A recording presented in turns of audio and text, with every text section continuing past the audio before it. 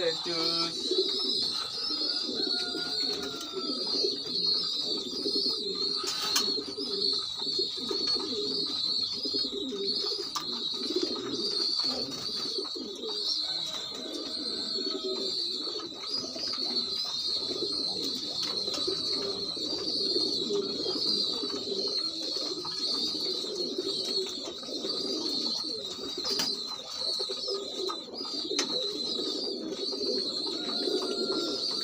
Oke, assalamualaikum, jumpa lagi bersama Kang Ucup Merpati Free Fly. Baik sahabat, selamat pagi ya, juga selamat beraktivitas. Nah, di sini saya berada di dalam kandang merpati saya ya, yang sederhana. Baik, di konten kali ini saya mau berbagi nih bagaimana cara memilih piikan yang dibuat sebagai bahan mencetak merpati free fly. Nah, yang tepat bagaimana? Nah sahabat ya, sebelum saya terangin nih, ada kemungkinan teman-teman yang masih kurang paham ya tentang merpati free fly. Nah, merpati free fly itu adalah merpati jinak atau yang dijinakin dari kecil ya, merpati free fly. Jadi memang betul-betul merpati itu jinak, bukan karena lapar atau bukan karena ada jodohnya dia mau nyamperin ke kita. Nah, ini bedanya ya antara merpati free fly dengan merpati kelepek atau kolong. Kalau merpati free fly itu betul-betul jinak, yang dijinakin dari kecil ya, baik jantan maupun betina bisa dibuat mencetak merpati free fly. Tetapi kalau merpati kolong atau merpati kelepek itu biasanya memakai pasangannya, yaitu betina kita pegang, jantannya kita lepas, baru kita panggil dengan betina itu dengan dikelepek ya. Itu merpati kelepek atau merpati kolong. Nah, bedanya antara merpati kolong dengan merpati kelepek, karena merpati kelepek itu sprint tidak tinggi ya, alias dasar terbangnya nyamperin ke pasangannya. Kalau merpati kolong terbangnya tinggi banget ya, terus harus melintasi ke tengah kolong atau masuk ke kolong. Itu pun manggilnya dengan betinanya ya, dikelepek. Nah kalau merpati free fly tidak. Permainan merpati free fly itu memang betul-betul merpati jinak ya. Ini bisa kita bawa dimanapun spot. Misalkan ya kita bawa di area sosial banyak orang, seperti tempat-tempat umum ya, pariwisata atau di alun-alun. Nah, kalau merpati free fly itu bisa kita terbangkan di sana ya. Walaupun banyak orang, insya Allah kalau bondingnya bagus sama ownernya, merpati itu tidak keliru ke orang lain, melainkan kembali ke kita. Nah, itu karena merpatinya jinak sama ownernya. Nah, ada lagi ya, apakah merpati free fly itu bisa ganti owner atau bisa dinamakan dikomersilkan alias jual beli? Sangat bisa sahabat, walaupun dari kecil ikut owner pertama, merpati free fly itu bisa diperjualbelikan ke orang lain ya. Kok bisa ya? Dengan syarat dimanning. Dimanning itu adalah pendekatan si owner barunya sama merpati ya. Dimanning. Nah, itu merpatinya kita taruh di tangan atau ya, pokoknya merpati itu jangan diterbangkan dulu. Manning itu istilahnya gitu, adaptasi sama ownernya. Jangan diterbangkan dulu, cukup di seperti ini.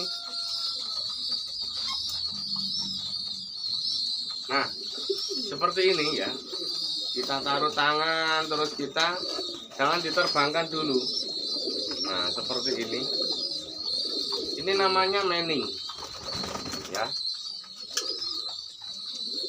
Nah, untuk supaya merpati itu tidak terbang dulu ya, sayapnya kita ikat. Sama isolasi juga bisa, sama karet juga bisa, asalkan merpatinya jangan terbang dulu. Nah, ini biasanya membutuhkan waktu 2 hari atau 3 hari ya, bila perlu kalau nyaman 1 minggu untuk adaptasi ke owner barunya. Nah, insya Allah merpati itu akan bonding sama owner barunya. Nah, itu caranya kalau beli merpati free fly yang sudah jadi ya.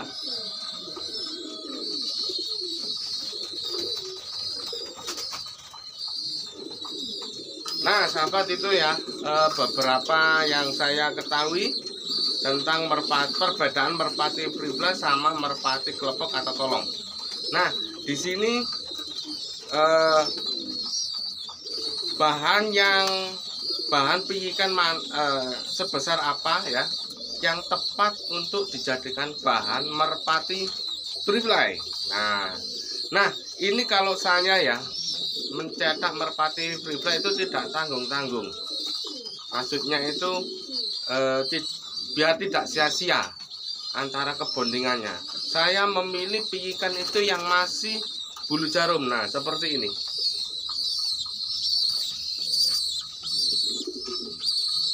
Oh ya, ini masih bulu jarum atau sekitar usianya 10 hari.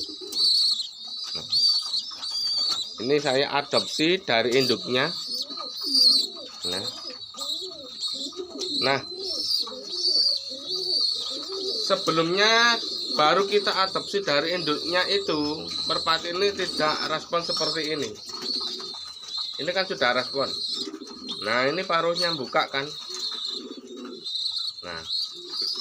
Nah, tipsnya adalah kita puasakan dulu 1 hari, bahkan bisa 2 hari ya. Lihat si merpati pijikan itu tadi. Kalau merpati pijikan itu tadi responnya cepat ya, tidak membutuhkan lama, mungkin butuh waktu cuma 1 hari, dia sudah respon makan seperti ini ya. Tahu ya, buka ini sudah respon makan. Nah, lihat, kalau ada tangan saya dia ditotol, ingin makan ya. Nah, terus kita tes sama pakan kering ya. Saya tidak pakai pakan basah, alias biasanya itu anak peternak merpati yang besar ya, biar cepat produksinya ya. Biasanya itu memang diambil pijikannya sejak dini, terus dilolo pakai pakan basah. Tujuannya adalah supaya usahanya itu tadi ya, peternak merpati lebih cepat produksinya. Tapi ini khusus untuk merpati free fly, memang membutuhkan waktu lumayan lama sih ya. Beda kalau pakai pakan basah kan dia pakai suntikan ya. Pakan basah diambil sama suntikan terus dimasukkan ke mulutnya. Nah, tapi kalau merpati free fly ya, ini tips saya ya, saya harus pakai pakan kering. Ini kering. Nah, tahu ya. Nah, ini saya pakai pakan millet sama pur ayam pedaging ya. Saya harus pakai pelet ayam itu supaya nutrisinya terpenuhi ya, baik vitamin atau apalah bisa terpenuhi. Soalnya ini kan masih pijikan, masa-masa pertumbuhan. Jadi kalau saya kasih millet aja itu saya rasa kasihan ya. Jadi saya campur sama pur ayam pedaging.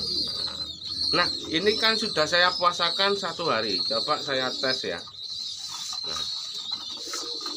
Nah, ini ternyata sudah respon. Kelihatan ya. Nah, ini Ini posisi makan kan, lahap sekali. Karena ini sudah terlalu lapar ini ya. Ya.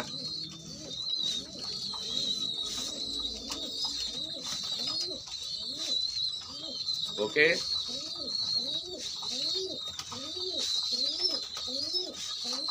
Nah, ya langsung respon makan. Nah, ini supaya ketahanan atau daya tubuhnya semakin bagus, kita tambahkan, ini biasanya saya tambahkan B kompleks.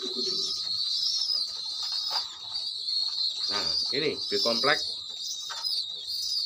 Ini vitamin buat kekebalan tubuh si piikan. Ini karena biasanya piikan seumur segini itu rentan sakit ya. Nah, karena kita adopsi dari induknya, jadi saya tidak ambil resiko, jadi saya kasih vitamin.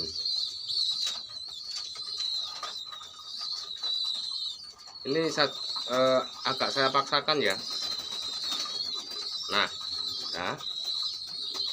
Nah ini cukup untuk 1 biji ya dalam sehari, jangan 2. Nanti khawatir overdosis. Mbak, saya kasih makan lagi. Nah, lahap, masih lahap betul. Nah, ini responnya bagus nih. Saya tidak membutuhkan waktu lama piikan ini. Cuma saya terapi 1 hari betul-betul kosong betul pemboloknya. Akhirnya alhamdulillah respon. Nah, inilah mengapa sih alasan saya memilih piikan yang umur 10 hari seperti ini. Nih logikanya ya. Kalau hewan dari kecil itu kita rawat, naluri hewan itu akan mengikuti kita ya, karena masih kecil ya, belum tahu apa-apa. Jadi seiring waktu bertambahnya usia atau tumbuh si piikan ini, dia akan respon ke kita terus karena dari kecil ikut kita itu semacam menjadi induknya itu. Beda lagi kalau kita adopsi agak besar ya, agak besar sekitar usia 3 minggu ke atas. Kalau 3 minggu itu sudah ada larnya ya, bahkan sudah panjang. Nah, itu responnya kurang bagus.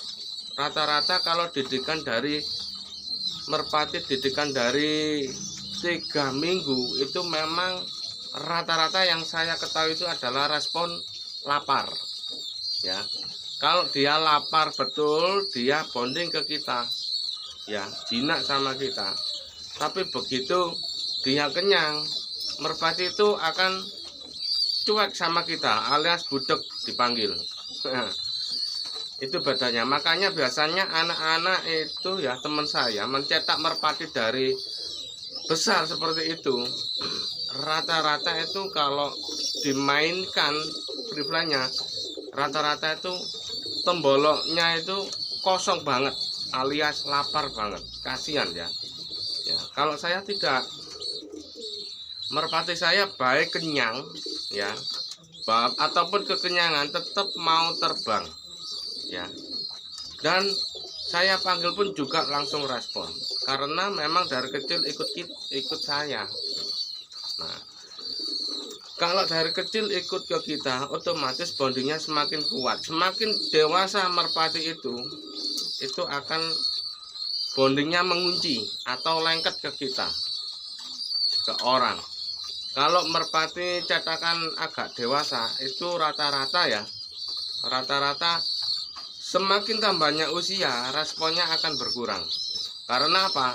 Naluri liarnya itu akan tumbuh dengan sendiri. Tapi kalau dari kecil ikut ke kita, otomatis semakin dewasa merpati itu akan bondingnya mengunci ke kita, bahkan bisa beranak pinak. Ini contohnya merpati saya banyak yang produktif, ini free-fly semua, baik indukan yang beberapa kali beranak itu tetap bonding, tetap bisa jinak. Dan bahkan ada yang 2 tahun tidak saya terbangkan. Ya, begitu saya terbangkan tetap bonding ke saya. Nah, itulah